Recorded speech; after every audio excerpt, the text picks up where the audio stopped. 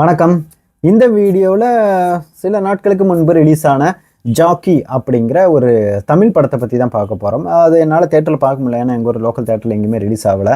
இத்தனைக்கு இந்த படம் ரிலீஸ் ஆன டைம்லேயே இந்த படத்துக்கு சரியான ஒரு வரவேற்பும் பெருசாக எதுவும், ஏன்னா நிறைய இடத்துல தேட்டரில் இது போடப்படல, சரியான தேட்டர்களும் கிடைக்கல. ஏன்னா அந்த டைம்லேயே மங்காத்தா ரிலீஸ்லேருந்து ஜனவரி 23 அந்த டைமில் ரிலீஸ் ஆன டைமில் பெருசாக தேட்டரில் எதுவும் கிடைக்காதனால லிமிடெட் ஸ்க்ரீனில் தான் நிறைய இடத்துல ரிலீஸ் ஆயிருந்துச்சு. இப்போ தான் இந்த படம் ப்ரைமில் ஸ்ட்ரீம் ஆகிட்டுருக்கு. அதை பற்றி நான் கடைசி ஒன்று சொல்கிறேன். ஆக்சுவலாக இந்த படத்தில் யுவன் கிருஷ்ணா, ரிசான் கிருஷ்ணாஸ், அப்புறம் அம்மு அபிராமி இவங்கெல்லாம் நடித்த இந்த படம் ஒரு வில்லேஜில், மதுரையில் அந்த கிடா அந்த சண்டை இருக்குல்ல, அதை வச்சு மையப்படுத்தின ஒரு கதை தான் இது. எந்த மாதிரி கதைனா, அந்த ஊரில் இந்த மாதிரி கிடா சண்டை நடக்கிறதாகட்டும், அதில் வெற்றி யார் ஜெயிக்கிறாங்களோ அவங்களுக்கு இந்த ஜாக்கி அப்படிங்கிற ஒரு மெடல் ஒன்று கொடுப்பாங்க. அந்த மெடல் ஒன்று போட்டுப்பாங்க. அந்த ஊரில் கார்த்தி அப்படிங்கிறவர் ஒரு பெரிய இடத்து நல்ல ஒரு பெரிய இடத்துல வசதியாக இருக்கிறவர் அவரோட கிடாவை ட்ரெயின் பண்ணி எல்லா இடத்துலையும் சண்டைக்கு போகிறாரு. அவர் தான் எல்லா இடத்துலையும் வின் பண்ணுறாரு.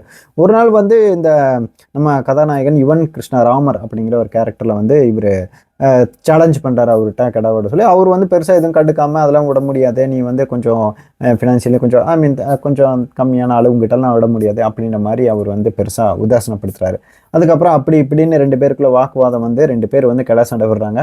அப்பன்னு பார்த்தா எதிர்பாராத விதமாக ராமரோட கிடா, நம்ம கதாநாயகனோட கிடா போட்ட அவரோட கிடா பேர் காளி. அவரோட கிடா அடிக்கிற அடியில் இந்த கார்த்திக் அவரோட கிடா தோத்துருச்சு. இத்தனைக்கும் அதோட கொம்பவே பிச்சுக்கிட்டு போயிடுச்சு. அந்த அளவுக்கு ஒரு சண்டை அந்த இடத்துல இருந்தது, கிடா சண்டை.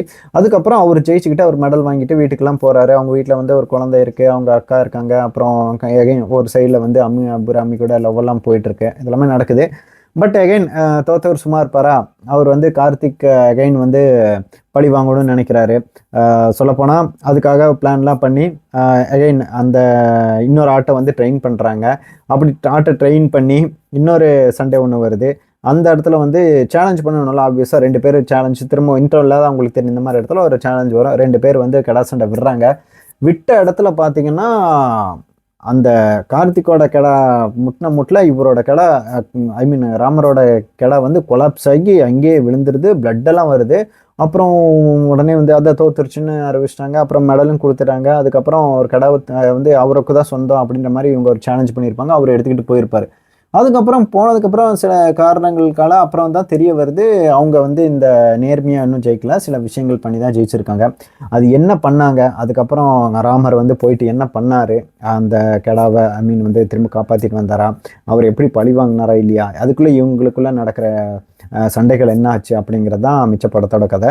இந்த படம் ஆக்சுவலாக ஓரளவுக்கு ரொம்பவும் நான் சுமாராக இருக்கும், பெருசாக தியேட்டர் சைட்லேயே எதுவும் பெருசாக போகாத மாதிரி இருக்கு அப்படின்னு தான் நினச்சேன். பட் ஓரளவுக்கு டீசெண்டான ஒரு படமாக தான் இருந்தது. சொல்லப்போனால் இந்த அந்த மதுரைகளில் அந்த இடங்களில் நடக்கிற அந்த கிடா சண்டைகளை காட்டுறதாகட்டும் படத்தில், அப்புறம் அவங்க வீட்டு சைட்லேயே ஆகட்டும், அப்புறம் இவங்க கார்த்தின்ற கேரக்டர் போயிட்டு அவங்க பண்ணுற ஒரு சில விஷயங்களாகட்டும், இதெல்லாமே அங்கங்கே பார்க்குறதுக்கு கொஞ்சம் ஓரளவுக்கு படம் டீசெண்டாக எங்கேஜிங்காக தான் போயிட்டு இருந்துச்சு.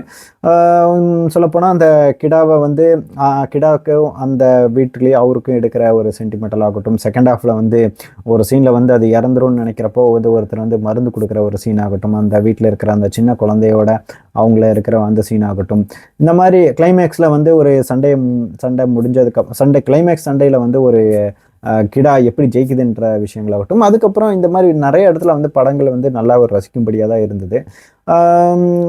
ஏன்னா படத்தில் பெருசாக எதுவும் ஒர்க் அவுட் ஆகாத விஷயம்னா, ஒரு கட்டத்துக்கு மேலே இவங்களுக்குள்ளே நடக்கிற இந்த சண்டைகள் ஆகட்டும் எல்லா இடத்துலையும் பெருசாக வேற ஒரு திருப்பத்தை எதுவும் கொடுக்காம இவங்களுக்குள்ளே ஒன்றா வராங்க, சண்டை போட்டுக்கிறாங்க, அந்த மாதிரி சில விஷயங்கள் ரிப்பீட்டடாக தான் இருந்த மாதிரி ஃபீல் ஆச்சு. தவிர பெருசாக அதான் இந்த படம் 2.5 மணி நேரம் ஓடுது.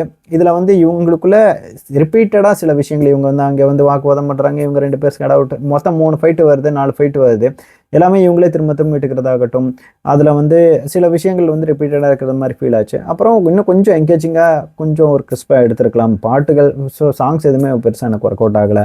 சொல்லப்போனால் அந்த லவ் போர்ஷன்ஸ் எதுவுமே படத்தில் அது எதுக்கு வருது, அது படத்துக்கு எதாவது கான்ட்ரிபியூட் பண்ணுச்சான்னு கேட்டாலும் அதுவும் பெருசாக எந்த ஒரு இடத்துலையும் கான்ட்ரிபியூட்டும் பண்ணல. சொல்லப்போனால் அதெல்லாம் எடுத்துக்கிட்டு படத்தை இன்னும் கூட என்கேஜிங்காக வச்சிருக்கலாம் தான் எனக்கு தோணுச்சு.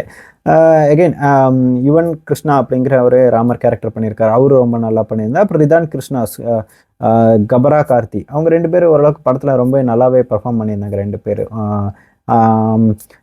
மற்றபடி படத்தில் மியூசிக் சாங்ஸ் எல்லாமே ஓகேஸ் தான். பெருசாக எனக்கு எதுவுமே மனசில் நிற்கிற மாதிரி பெருசாக எந்த ஒரு பாட்டோ இல்லை பிஜிஎம்மோ எனக்கு தென்பட்ட மாதிரி தெரில. But again apart from that படத்தில் அந்த கிடா சண்டைகள் காட்டப்படுற காட்சிகளாகட்டும், இந்த ஆடுகள் அவங்களுக்குள்ள அந்த விஷயங்களெல்லாம் கொஞ்சம் அளவுக்கு பார்க்குறதுக்கு நல்லா தான் இருந்துச்சு.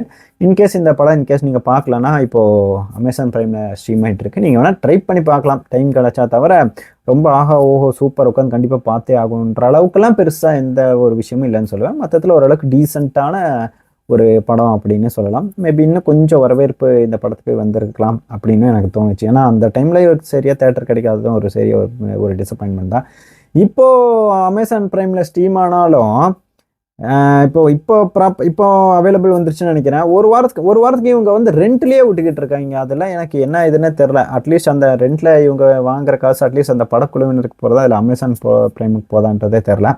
அகைன் இன்கேஸ் இந்த படம் ஜாக்கி அப்படிங்கிற படம் நீங்கள் வந்து பார்த்துட்டிங்கன்னா இந்த படம் உங்களுக்கு ஒர்க் அவுட் ஆச்சா இல்லையா, எப்படி இருந்துச்சு அப்படிங்கிறத வந்து நீங்கள் வந்து கமெண்ட்டில் சொல்லுங்கள். திரும்பவும் வேறு ஏதாவது ஒரு படத்தோட திரும்பவும் நம்ம பேசலாம். தேங்க்யூ.